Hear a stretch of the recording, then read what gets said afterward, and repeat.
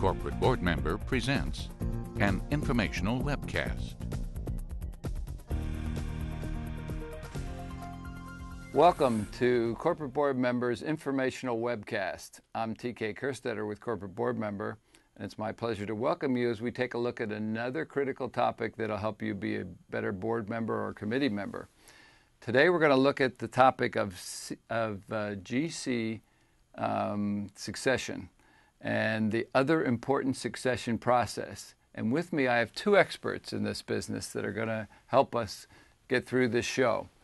Let me introduce them for you. And to my immediate left is John Gilmore, and to his immediate left is Bob Barker. Both of them are managing partners with the firm BarkerGilmore. So gentlemen, welcome. Thank you. Thanks, TK. This probably is a topic that isn't front and center when you think of succession. In our business, we always think of CEO succession and sometimes board member succession.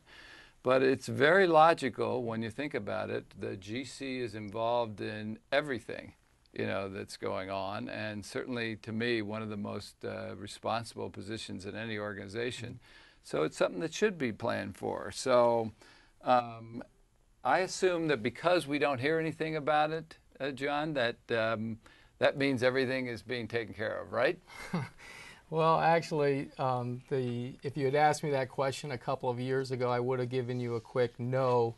GC succession is not a big component in the boardroom, but we're actually hearing more and more about it, and the board is insisting that the CEO becomes much more conscious of putting a GC succession plan into place. As the GC's role has become, as you had mentioned, critical to the success of the business with the increased regulatory environment that we're in, with the governance issues, and with many companies going global, and global regulatory issues are really coming into play, which can hinder a company's growth. So the general counsel acts as a senior partner to the leadership team. The general counsel is somebody that the CEO, as I mentioned, is getting quite a bit of pressure to put a succession plan into place. And the reality is the risk factors, everyone's understanding the risk factors of having that seat empty for any period of time is something that they really can't live with. That said, and with all of the new compliance issues, regulatory issues, the growth issues from an M&A standpoint, to find a general counsel who can lead the way to do all of that is challenging. So you can't wait to the last minute when you have to have a general counsel to start thinking about who the next general counsel could be for the organization. Well, Bob, when you look at this, I would think that if you're a large company that has a large legal staff, succession is not near the issue, maybe possibly, than when you're talking about a mid-cap or a small cap. So what we find is that both large and small companies are definitely challenged when it comes time to do succession planning. One thing that's critical, though, is that it be a priority, and it be a priority at the board level, at the senior executive level, and then not just be something that's delegated to human resources to execute. Like you say, in a large company, it's definitely they have the advantage that they've got a number of people that they can groom over time to be in that GC succession ready stage. And what that requires is a strong talent management program be in place. It's rigorous to develop those people. And what we're seeing, though, is that with the increasing responsibilities and the skills necessary for the general counsel to be successful today, even in these largest of corporations, we're finding that the number of GC-ready individuals is typically very, very small. Comparatively on the small companies, they're definitely disadvantaged when it comes to they may not have a limited bench strength. They may not have any bench strength if they're very small. So what's really important there is that they have a short-term plan in place, as well as long-term. But the short-term plan, and a lot of times companies will look towards their outside counsel to fill that role. And so, again, whether you're small or you're large, having that GC succession plan in place is critical, because any misstep could have negative impacts on the value of the company.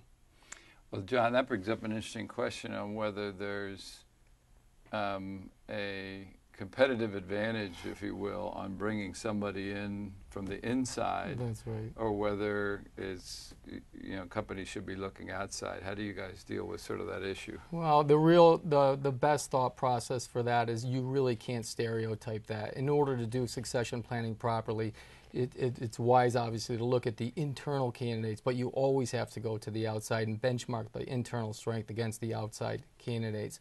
And as far as the internal candidate, if you're in a situation where the company's in good standing and it's growing well and you've really groomed someone that's perfectly positioned for the general counsel role, then it could be a good idea to promote that individual. But if you're in a situation where there's been an ethics violation, or you're in a rare regulatory or internal investigation from justice, then it makes sense to really bring the talent in from outside. So there's advantages. We've seen both. We've gone in for different searches and we've benchmarked the internal candidates versus the external candidates.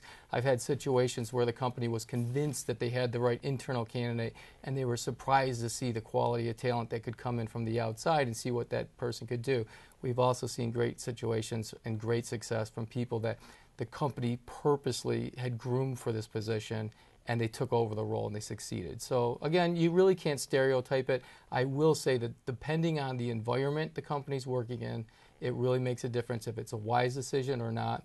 And also the company has to look to the internal talent of where's the company going, not where's the company today, but where does the company want to go? And does the internal talent really step up to be able to lead that company where the company wants to go?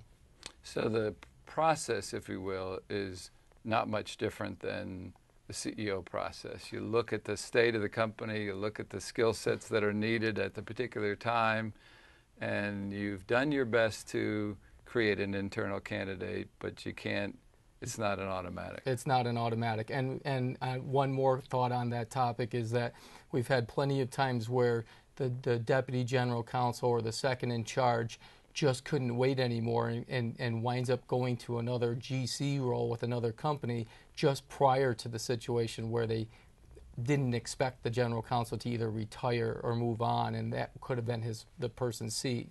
So a company needs to be prepared that the person they even are depending on to potentially take that role may or may not be there when the time comes for that person to take that role. It's interesting. So the bottom line for us to pass along good information to all our directors is, so what should a board or a company be doing as far as setting up a successful process for replacing the GC? What we've done, TK, is we've put together, over the last number of years, we've found these 7 steps to really help ensure a successful succession process. And we're not going to address all of them today just due to time constraints, but we have documented them. It's available. Anybody can contact John or I, anybody on our team, or it's available on our website to really, if they want to go through a step-by-step process themselves. But really the first step we look at is what we call create a long runway. And what we mean there is, if you have a situation coming up, if you have an impending situation, let's call it a pending event, a retirement, recognize that it's going to take probably a minimum of a year, likely multiple years, if you've got to develop people internally to be ready for that. And conversely, if there's no impending event, then it's more about having a management development process put in place that really has no end. And it was interesting, we had a meeting this morning with the general counsel of a Fortune 100 company, and the person just started in the last number of months here. The number one thing on his objectives was talent development, and the purpose was succession development. So it doesn't, somebody just starting in the role can be, say this is critical, and they recognize it right away. From there, what we would say, taking the process the next step, is identifying the big picture. What should the general counsel look like? And what you want to do is you want to gain the input and the support of all of the key stakeholders of the organization. That's the board and all the company executives. And the way you go about doing that is by having each person present their valuable input, and everyone presents a different perspective. The general or the CEO, for instance, gives great ideas about the strategy that the company's going in. The board can bring a different perspective about the culture that the person needs to fit into. And the key executives of the company can really bring a historical history as far as what are the key competencies that the general counsel really needs to have to be successful in the organization.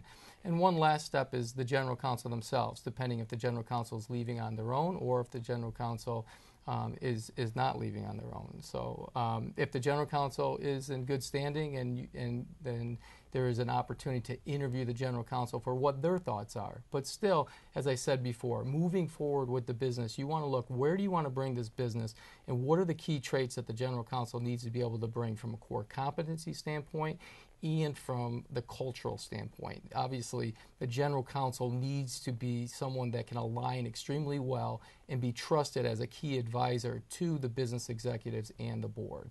So we put it all together, and from there, then you have a picture of where to start and put the building blocks together as far as going out. Who are we looking for? What does this person need to live up to satisfy the expectations of everyone?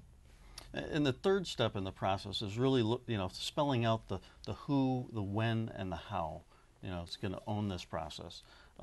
As far as what is the interview process?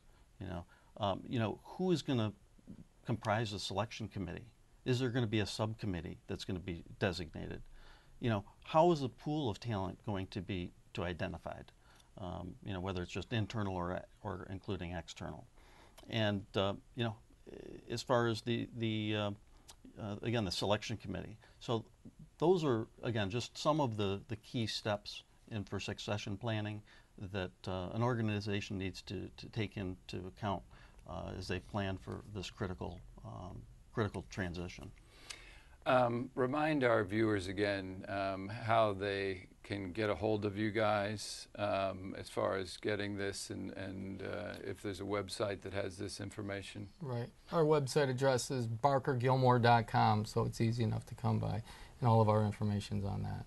Oh, great. Well, listen, gentlemen, I want to thank you again. We hopefully have exposed a topic that isn't regularly discussed, but equally important. I think about, even in this case, we didn't get a chance to talk about it, but I think about the get hit by the bus kind of theory. It's equally important probably to have a backup plan for a GC as it would be for a CEO or a CFO. I would think all three of those positions would be pretty critical. Absolutely, absolutely. And I think they are equally weighted at this point across the board. Yeah. So listen, again, thanks for joining us, and that will conclude this edition of our informational webcast. We hope you'll join us for the next one, where we'll take a look at another interesting and critical topic that will help you be a better board member. We'll see you then. This has been a presentation of Corporate Board Member, an NYSE Euronext company.